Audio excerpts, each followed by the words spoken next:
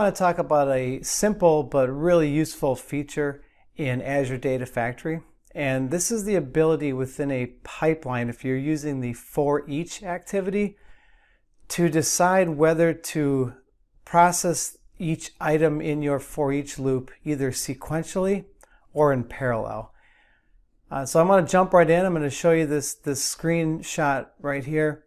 And I'm in a pipeline, and I've configured a ForEach loop. And right here we see that option labeled sequential. And so by leaving that unchecked, Azure Data Factory will process each item in the ForEach loop in parallel, kind of up to the limits of the Data Factory engine.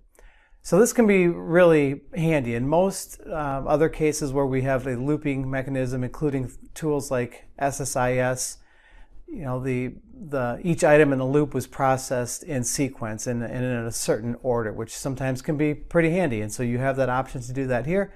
But in other cases, it doesn't really matter the particular order. And in fact, it would be nice to do kind of spread the workload and do more or multiple things at one time.